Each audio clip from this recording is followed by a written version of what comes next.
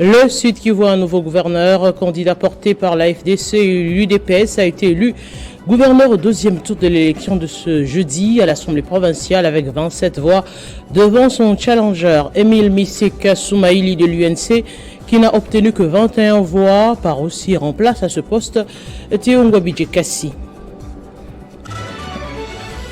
Élection des sénateurs et gouverneurs, plusieurs voix se lèvent pour crier à la corruption. Qui a corrompu? Qui est corrupteur? À quel j'en appelle à des enquêtes pour dénoncer et condamner ces pratiques. À l'Équateur, le siège de l'Assemblée provinciale s'est retrouvé barricadé ce jeudi. Il était donc impossible aux élus provinciaux d'accéder dans la salle de plénière et pour cause, la pétition des élus contre le bureau d'âge. Pour l'autre camp des députés, il y a une main noire qui est la base de cette situation. C'est l'heure de vous informer sur Télé 50. Bienvenue, mesdames, messieurs. Deuxième tour de l'élection des gouverneurs. Jean-Jacques Porossi est le nouveau gouverneur de la province de Sud-Kivu. Il a été élu ce jeudi avec 27 voix à l'issue du deuxième tour des élections des gouverneurs et vice-gouverneurs organisées par la Commission électorale nationale indépendante. À l'issue de l'opération du dépouillement effectuée par la Commission électorale nationale indépendante CENI, le score est sans appel.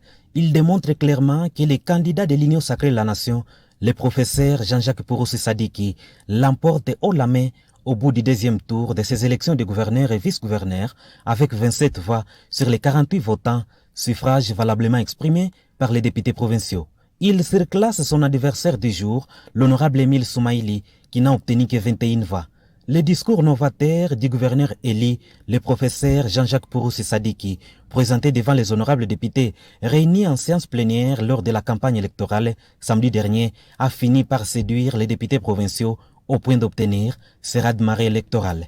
Une vision claire qui incarne plusieurs aspects pour le décollage de la province du Sud-Kivu, une projection centrée sur la paix, la sécurité, l'éducation, la santé, la création d'emplois, la réforme du secteur de l'artisanat minier, les infrastructures de base, le tourisme, la création de l'émergence et autres, le gouverneur élu, le professeur Jean-Jacques Porossi Sadiki, a promis que son gouvernement va s'y employer afin de donner à la province du Sud-Kivu sa valeur méritée.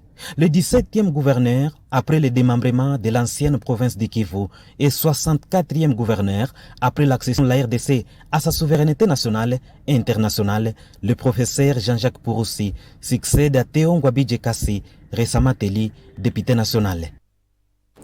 Et 72 heures après la tenue de l'élection des gouverneurs et sénateurs à Kinshasa, l'opinion exige l'annulation de ce scrutin pour scandale de fraude et corruption au moyen des jeeps qui auraient été distribués aux députés nationaux membres du parti au pouvoir.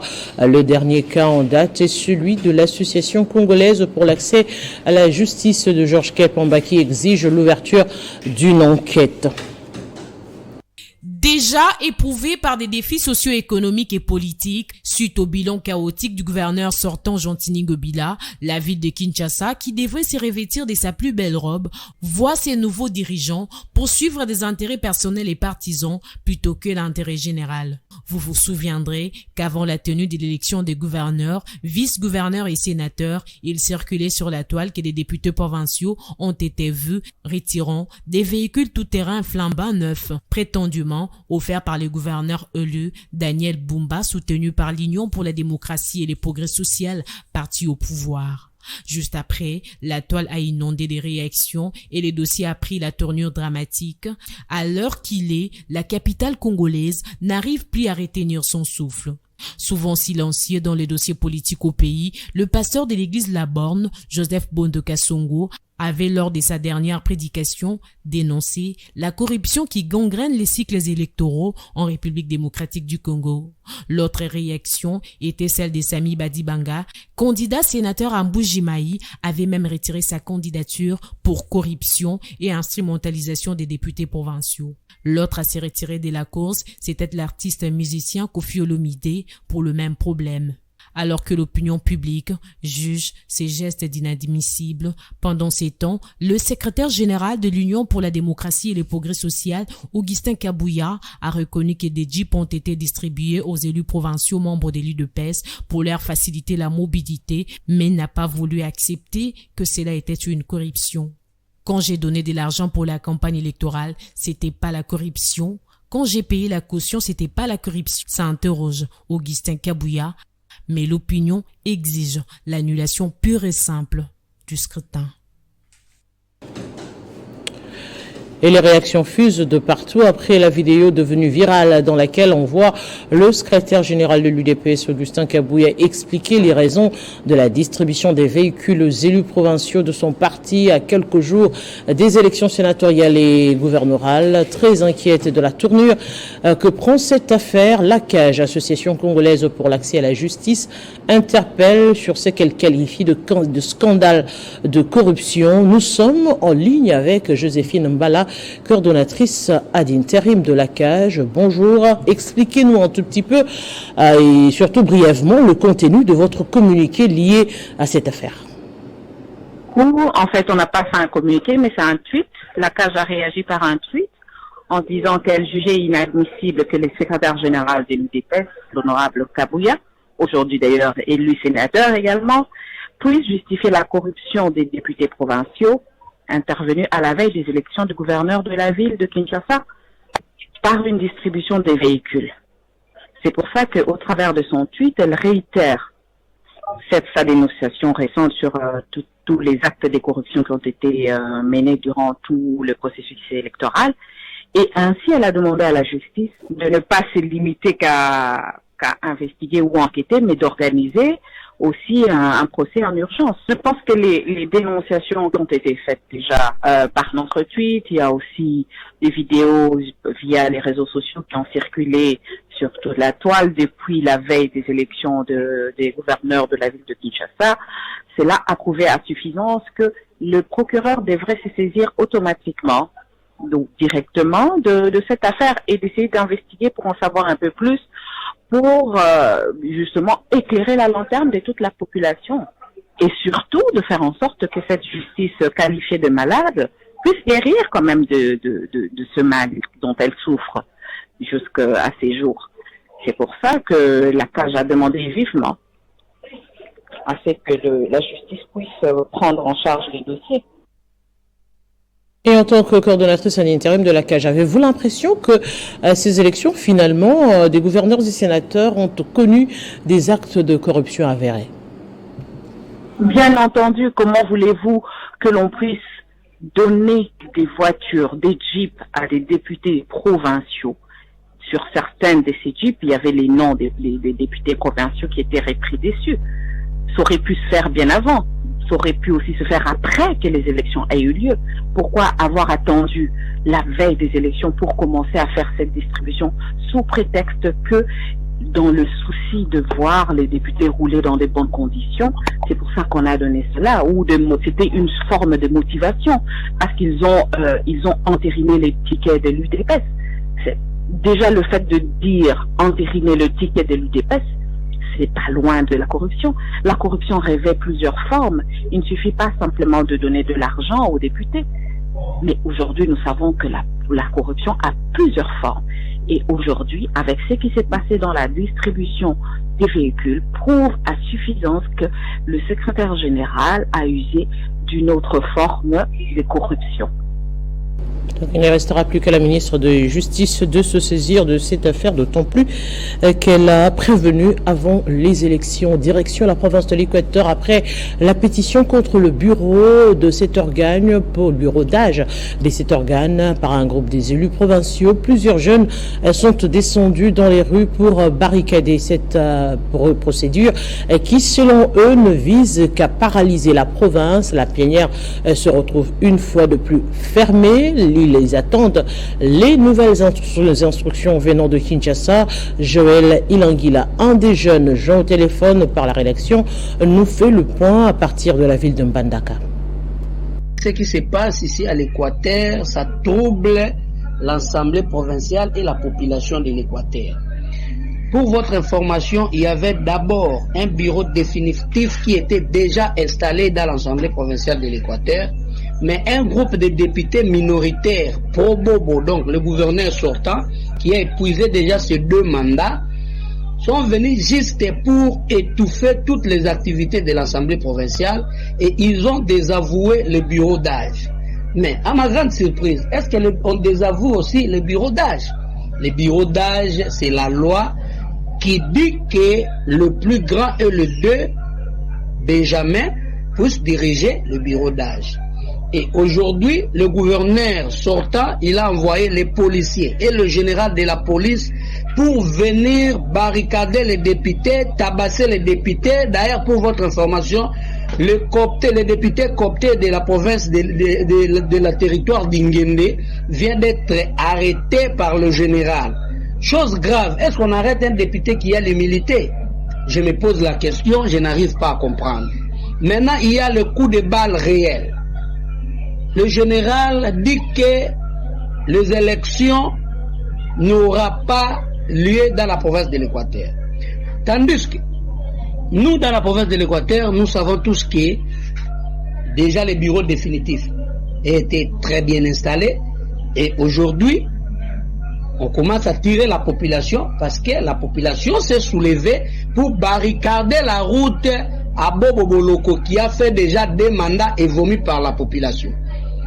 Maintenant, qu'est-ce qu'on peut faire? Nous demandons seulement l'implication personnelle du chef de l'État parce qu'il y a déjà un bureau définitif et nous voulons aussi aller aux élections dans le climat de paix et apaisé. Élection des gouverneurs, les militants et cadres de A24, A25, AN félicitent Fifi Masuka Saini, Moussa Kabouakoubi Moïse, Katisamba Kaboubouli Corneille et Omana Bitika Pascal pour leur victoire à ce scrutin. Et par ailleurs, ils mettent en garde tous ceux qui viennent pour dénigrer tous les candidats élus de la province du Maniema. Je vous propose ici de suivre un extrait de leur déclaration lue par Barwani Tamboué.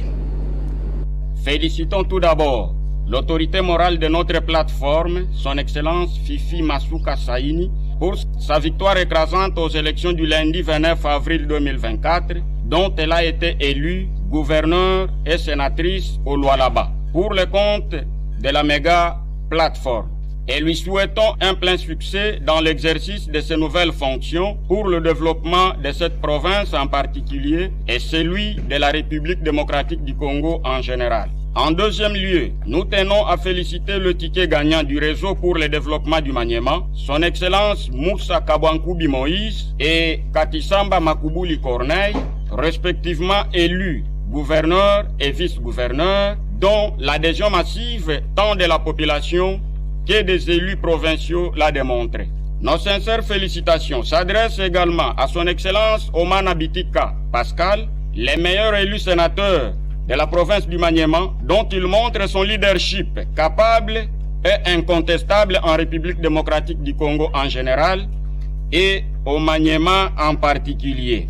Nous ne terminerons pas notre message sans toutefois féliciter nos élus provinciaux du réseau pour le développement du Maniema en général et ceux de la plateforme Fifi Masuka en particulier pour leur loyauté et fidélité aux idéaux de notre grande famille politique Fifi Masuka Saini pour un Maniema réformé. Élection de Fifi Masuka Saini fait réagir sur la scène politique congolaise. À son tour, le bourgmestre de la commune de Likasi, Olivier Kiboko, a tenu à féliciter Madame Fifi Masuka tout en lui souhaitant un fructueux mandat. Message de félicitations à son Excellence Madame Marie-Thérèse Fifi Masuka Saini, gouverneure de la province du Lualaba. Excellence, à l'occasion de votre élection en qualité de gouverneur de la province du Lualaba à la majorité absolue, au nom de la commune de Likasi que je dirige et au mien propre, vous souhaite les plus sincères et chaleureuses félicitations. J'ai saisi cette opportunité pour remercier tous les élus des souverains primaires ayant fait confiance à votre expertise, vous accordant ces seconds mandats. Connaissant bien votre savoir-faire et au vu des exploits que vous avez marqués pendant votre intérim à ces postes, en modernisant notre vie de Koulouzi et toute la province du Lualaba, témoigne à suffisance que ce second mandat sera pour la matérialisation de la vision du chef de l'État, son Excellence Félix-Antoine Tshisekedi Tshilombo, pour la confiance et les choix portés sur votre auguste personne. Qu'il plaise à l'Éternel Dieu Tout-Puissant de vous accorder sagesse, intelligence et plein succès dans l'accomplissement de vos lourdes charges à ces nouveaux mandats. Une fois de plus, mes très sincères félicitations. Faites à Likasi le 30 avril 2024. Munongo Moussiri Olivier Kiboko, bourgmestre. Les députés nationaux invalidés par les arrêts de la Cour constitutionnelle étaient face à la presse ce jeudi, fixant l'opinion sur les contentieux électoraux et les requêtes d'horaires matériels. Ils disent être victimes de ces arrêts et ils dénoncent les implications politiques y afférentes et annoncent avoir saisi toutes les institutions habilitées, notamment la présidence de la République, l'Assemblée nationale et la Cour constitutionnelle. Ils montent au créneau pour dénoncer les derniers arrêts de la Cour constitutionnelle suite aux requêtes d'erreurs matérielles. Ces députés nationaux invalidés par la Cour constitutionnelle disent être victimes d'un acte juridictionnel en violation de la loi. Nous avons décidé de sortir au grand jour, au grand public, pour venir prendre à témoin l'opinion tant nationale qu'internationale sur les injustices dont nous sommes objet de la part de la Cour constitutionnelle et dénoncer, même dire qu'une telle décision qui viole la Constitution ne doit pas être exécutée. Le collectif hausse les tons contre les implications politiques qu'ils disent constater dans l'exécution de ces arrêts. Implications politiques, oui, il y en a eu parce que nous avons tous vu, et nous Congolais et même des étrangers, nous avons vu dans les réseaux sociaux un document qui émanerait de la présidence. Que dire encore que de constater qu'il y a une main de l'exécutif sur les judiciaires dans ce contentieux. Ils annoncent avoir saisi le chef de l'État, sollicitant son arbitrage, également le bureau de l'Assemblée nationale pour ne pas exécuter ces arrêts, mais aussi la Cour constitutionnelle pour réparation, sans oublier les institutions internationales. Nous avons déjà saisi le magistrat suprême, au-delà de la Cour constitutionnelle, pour qu'il puisse intervenir. Le principe d'intangibilité des arrêts de la Cour constitutionnelle empêche à ce que les juges de la Cour constitutionnelle eux-mêmes ne peuvent pas modifier la décision ou les décisions qu'ils ont déjà rendues. Face à cette situation, ils confirment être jusque-là députés nationaux selon les principes d'intangibilité rattachés aux arrêts de la Cour constitutionnelle. La remise reprise hier mercredi entre l'ancien et le nouveau secrétaire général de l'UDPS Kibasa. Désormais, la députée nationale Hermione Bolombe prend le règne de ce parti politique et sera accompagnée des 4 autres secrétaires généraux adjoints en vue de redynamiser cette famille politique. Reportage de Nathan Diamouete. Placé sous l'autorité directe du ministre de Pétentique Augustin Kibasa Maliba, l'UDPS Kibasa a désormais une nouvelle équipe dirigeante. En effet, l'élu de la circonscription électorale du Moamba, Hermione Bolombe, qui prend le bâton du commandement en tant que secrétaire général du parti, avec comme collaborateurs 4 secrétaires généraux adjoints, dont Alec Yungu, SGA chargé des questions politiques et administratives. Hermione Bolombe, une femme parmi les heureux promus, n'a pas caché sa langue face à cette élévation. Chez nous, à l'UDPS Kibasa, on dit être cadre n'est pas un privilège, mais c'est une charge. Raison pour laquelle vous voyez comment je suis, pour vous montrer que le travail commence déjà demain. Les jours sont comptés. Déjà demain, il y aura notre programme que nous avons déjà établi. Les 100 jours, ça sera dans tous nos forums, à l'internet, partout. La cérémonie de ces nouvelles installations a été présidée par le secrétaire général sortant Séraphin Omba devant les cadres et militants de ces partis qui remettent à ces nouveaux dirigeants les mandats d'apporter un nouveau souffle dans toutes les structures afin de redynamiser cette famille politique. Une mission en exécution qui répondra pratiquement au désir de l'autorité morale de l'UDPS Kibasa qui a toujours voulu perpétuer l'œuvre de son père. Elle a lancé un message à la jeunesse, que la jeunesse se joue à la nouvelle équipe. Notons que c'est en mai 2023 que la nouvelle dirigeante de l'UDPS Kibasa Un dossier forage, la base de l'UDPS Tshisekedi dénonce ce qu'elle qualifie d'acharnement contre les membres du gouvernement et qui sont également membres de l'UDPS. Elle appelle ainsi la presse à faire un travail d'église au milieu du village en lieu et place d'alimenter le débat sur la place publique. La presse qui constitue le quatrième pouvoir doit être au milieu du village et fournir à la population la bonne information qu'est d'alimenter les attaques à un membre du gouvernement et ministre des Finances à la personne de l'excellence Nicolas Kazadi Nzouchi. Toutefois, la base de l'UDPS, comme le ministre Nicolas Kazadi dans sa correspondance du 24 août 2023, avons tous admis le constat de la non-exécution complète des travaux dans les projets de l'acquisition des lampadaires solaires comme celui des systèmes d'adduction d'eau potable permettant à satisfaire l'intérêt général. La base de l'UDPS tient à rappeler à l'opinion publique nationale et internationale que le ministre des Finances, dans la procédure d'attribution de marchés publics, n'est ni de près comme de loin l'autorité contractante et non l'autorité approbatrice et des dits marchés.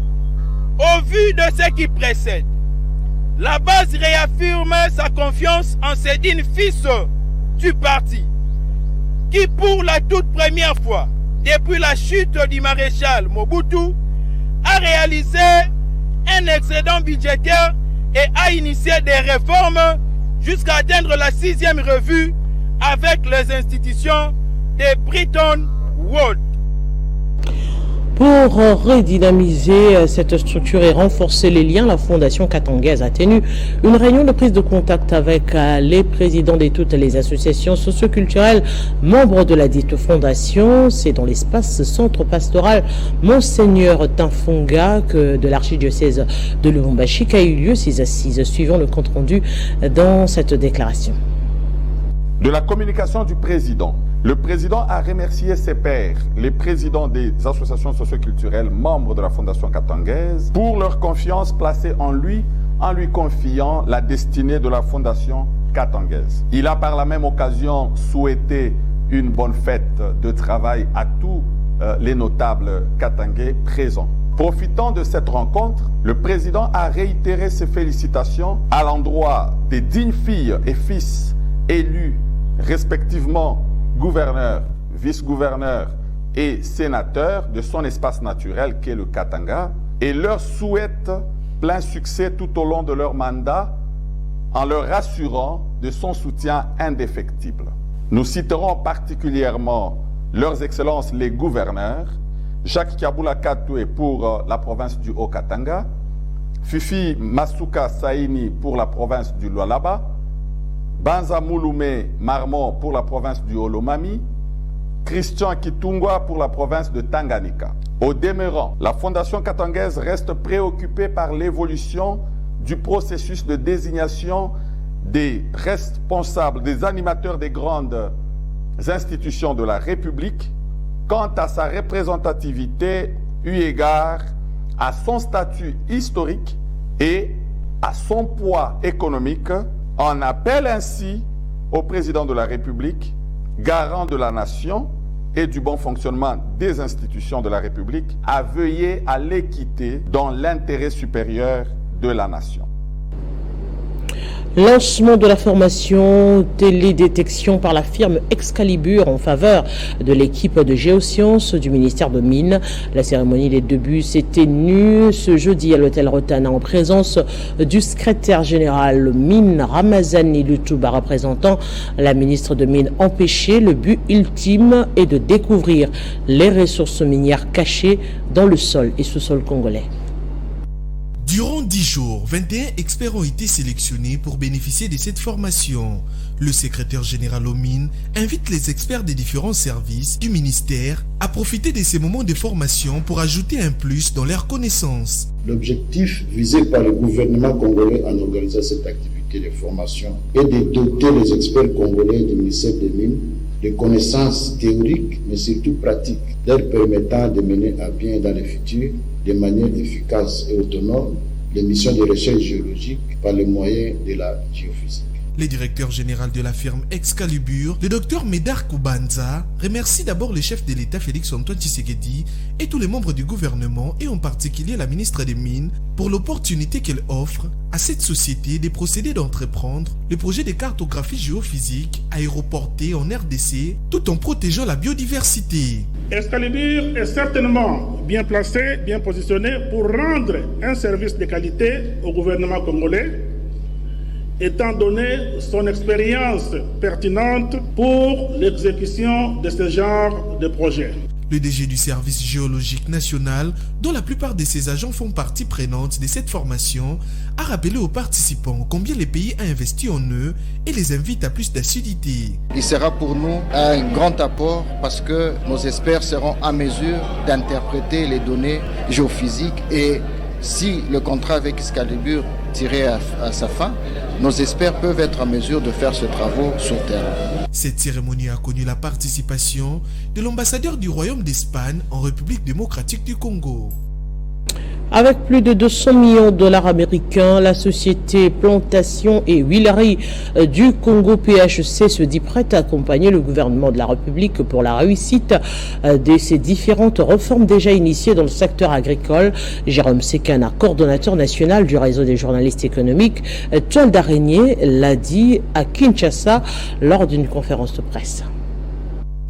Existons depuis plus d'un siècle, cette conférence de presse a permis aux journalistes membres de Toile d'araignée de se faire une idée nette et globale sur le fonctionnement de la société Plantation et Huileries du Congo, PHC, première société de production d'huile de palme en République démocratique du Congo. Avec plus de 200 millions de dollars américains, la société Plantation et Huileries du Congo serait aujourd'hui victime d'une injustice de la part du ministère du Portefeuille en nommant contre toute procédure légale, mais aussi en cherchant à débloquer ses comptes, affirme Jérôme Sekana, coordonnateur de Toile d'araignée. Partout où l'État a plus de 50% des parts, c'est le président de la République qui nomme. Suivant les droits communs des sociétés commerciales, les administrateurs dans les sociétés commerciales sont désignés par l'Assemblée générale et les conseils d'administration par cooptation selon les cas sur proposition des actionnaires. Pour les cas de PHC, il y a 3 postes d'administrateurs qui sont réservés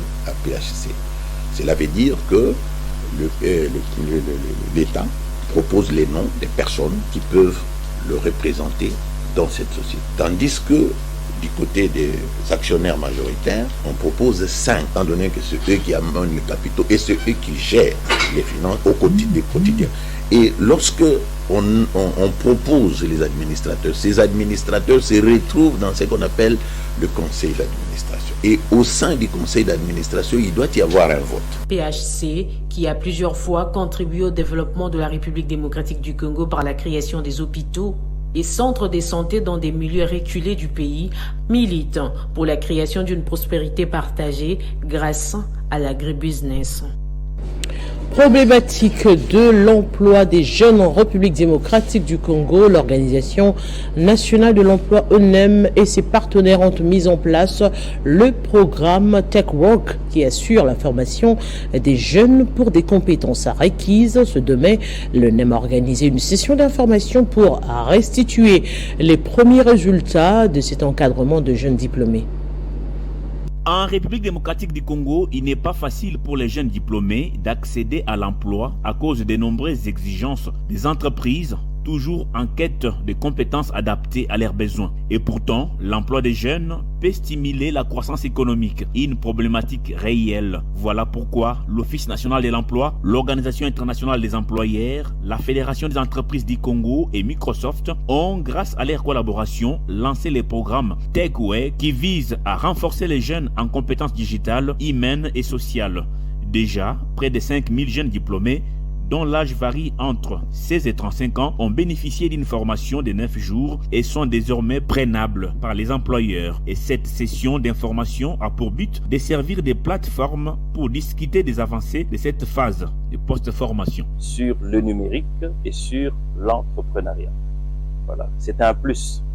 À partir de cela, les étudiants qui sont en salle, je reviens là-dessus, sont directement employables. Donc quand on les présente devant une entreprise, il est difficile qu'une entreprise refuse de les recruter. Enfin, nous rentrons là dans les défis de la compétence que le patronat recherche. D'où la présence de la FEC aussi. La FEC, qui est le syndicat des entreprises, veut bien demander aux entreprises d'engager des jeunes Congolais. Et les entreprises veulent aussi que ces jeunes Congolais soient formés, soient compétents. Voilà ce que nous avons déjà commencé à apporter. Et je vais finir par dire que ces jeunes qui ont été bénéficiaires de ces formations ont été présentés à la FEC et à l'OIE sur base de notre fichier de demandeurs d'emploi. Lancé depuis avril 2023, les programmes TechWork se basent sur des axes stratégiques, les mentorats à travers la plateforme eConnect et la promotion de l'entrepreneuriat.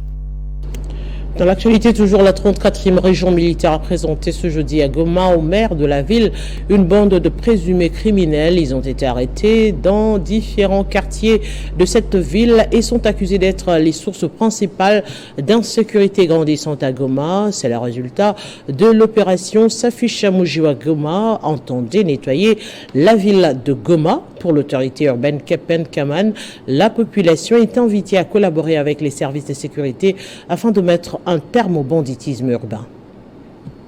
C'est sans commentaire parce que nous sommes en opération non-stop. À chaque occasion que nous aurons mis la main sur les bandits à main armée et autres inciviques, nous allons vous le présenter. Mais une particularité pour cette opération, il y a eu une bonne contribution de la population civile qui a dénoncé, qui a donné des pistes et ce qui nous a permis d'aller vite, tout droit aux objectifs. Encouragement et puis que cette population puisse qu'elle puisse résister à n'importe quelle manipulation et puis nous donner à temps réel l'information pour que nous puissions agir aussi en amont. Un 1er mai sur terrain pour le gouverneur de province, Jacques Yaboula Katoué. Il s'est rendu au chevet de deux nourrissons aux cliniques universitaires de Lubumbashi. L'un né avec une malformation grave et l'autre touché par une balle perdue à la tête. Deux cas très compliqués traités à Lubumbashi par des médecins neurologues congolais bien formés.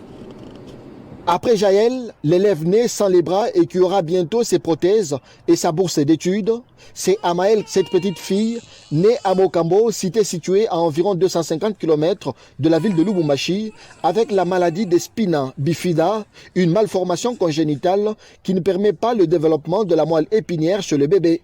Sans beaucoup de ressources, avec son salaire d'enseignant à Mokambo, le père du bébé, M. Chibangu, a contacté le gouverneur de province via les réseaux sociaux. Sans tarder, Jacques Yaboula Katoué a répondu en prenant en charge tous les frais médicaux. Et pour se rassurer de cette prise en charge, le gouverneur s'est rendu ce mercredi 1er mai 2024 aux cliniques universitaires, accompagné de son ministre de la Santé. Et sur place, il a reçu les explications du médecin neurologue sur la nature de l'intervention que devraient subir ces nourrissons de 10 jours. Le père de l'enfant remercie l'autorité provinciale.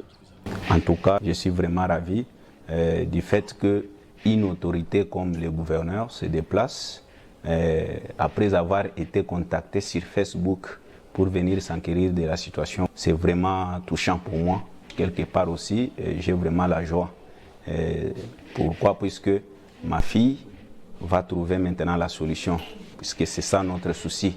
De là, le gouverneur est allé à la salle de réanimation pour s'enquérir de l'état de santé d'une autre enfant âgée seulement de 3 mois, blessée à la tête par une balle perdue dans la ville de Likasi il y a quelques semaines. La célébration de la Journée internationale du travail, la Confédération syndicale de la Caisse nationale de sécurité sociale a rendu un vibrant hommage non seulement aux travailleurs actifs, mais aussi à ceux qui se retrouvent dans les zones de conflit. Et selon le président national de la CSC-CNSS, cette journée est une interpellation pour les travailleurs de pouvoir donner le meilleur d'eux-mêmes pour permettre aux autorités de répondre à leurs desiderata. Au sein de la délégation syndicale de la CNSS, cette journée du 1er mai dédiée aux travailleurs est symbolique. C'est là en image des compatriotes congolais tués dans les zones de guerre à l'est de la République démocratique du Congo. En sa qualité du président syndical de la CNSS, l'on ne peut pas en ces jours parler des actifs sans parler des inactifs, puisque ce sont eux qui ont fait que la CNSS existe jusqu'à aujourd'hui. C'est de cette façon que l'on peut rendre hommage au DG Charles Moudiaï Kezadi pour les efforts déployés à travers la réforme du régime général de la sécurité sociale. Je puisse d'abord rendre hommage aux vaillants travailleurs du Congo qui se trouvent à ce moment dans les différentes parties occupées par l'ennemi de la RDC.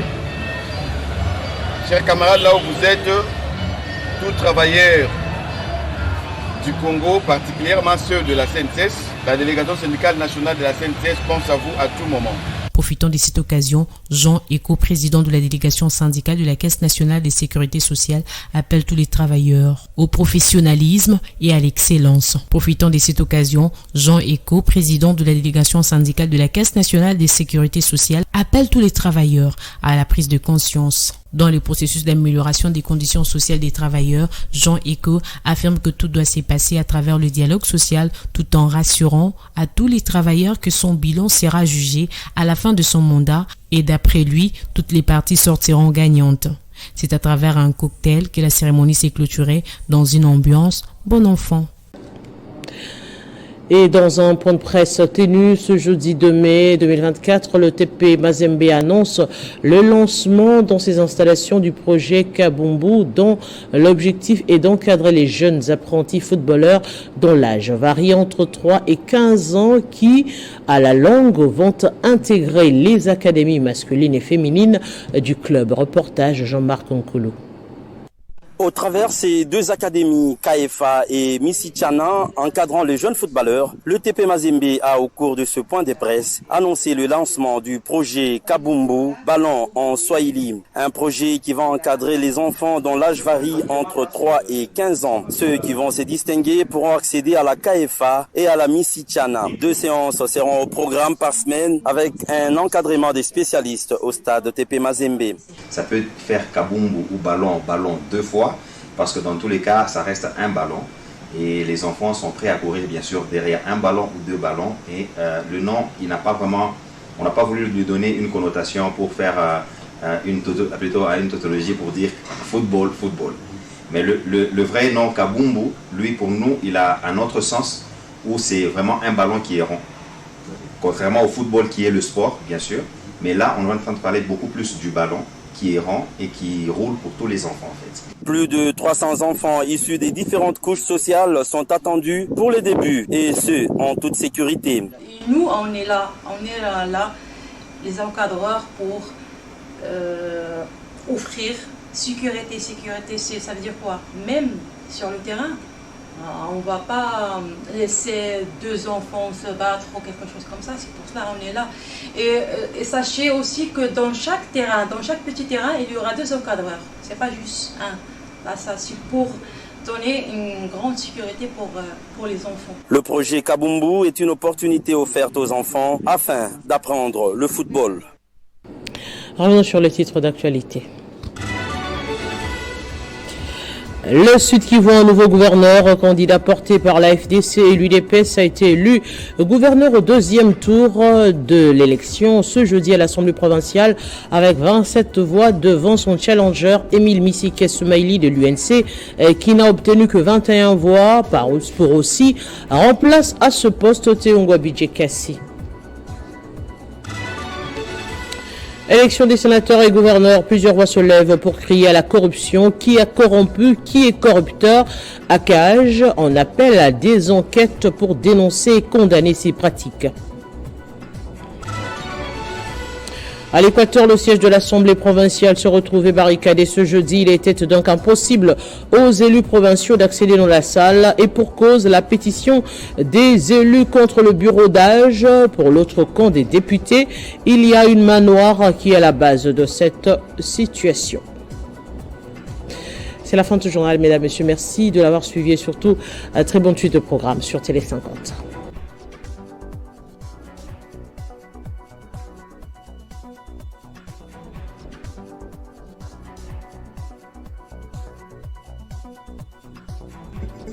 Retrouvez toute l'actualité en continu sur www.tele50.cd.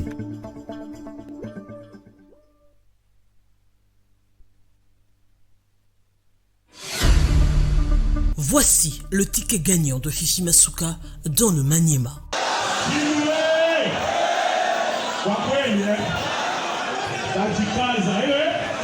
Omana Bitika Pascal est le candidat sénateur le mieux élu de cette province aux dernières élections couplées sénateur et gouverneur pour le compte du regroupement politique A24. Devant vous, il y a un jeune politique et un jeune qui fait la politique réelle. Bitika, honorable président, honorable député et chers collègues, et surtout là, je m'adresse aux députés de l'Union sacrée de la Nation ici dans la salle. Bitika, c'est le seul élu du régime qui s'est dit dans la ville de Kinshasa. Très adulé par la population de Maniema, l'actuel ministre d'État, ministre du Plan intérimaire et vice-ministre du Plan a un parcours professionnel élogieux.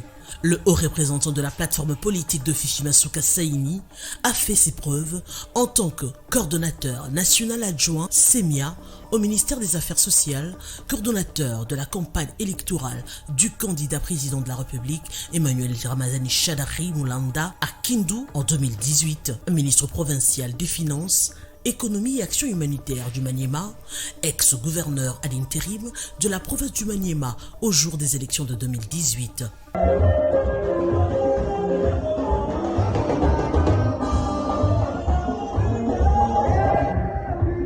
Le président du conseil d'administration de la société coopérative Socomiac, une société minière qui exploite le cuivre, l'or, le cobalt, la cassitérite et le coltan dans l'espace Maniema, au Sud Kivu et au Lualaba. L'ancien représentant du regroupement politique ADRP dans le bureau politique de l'Union sacrée de la Nation et ancien secrétaire général adjoint chargé des politiques et stratégiques du mouvement social pour le renouveau MSR se présente actuellement comme le véritable combattant de Félix Tshisekedi sur terrain.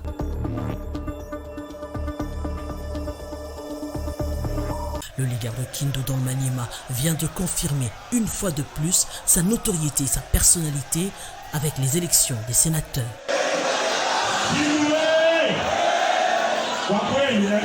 Appelé affectueusement Béton Junior dans sa province, Omana Bitika Pascal reste ouvert pour servir la nation congolaise aux côtés du président de la République Félix Tshisekedi dans son second mandat avec d'énormes défis.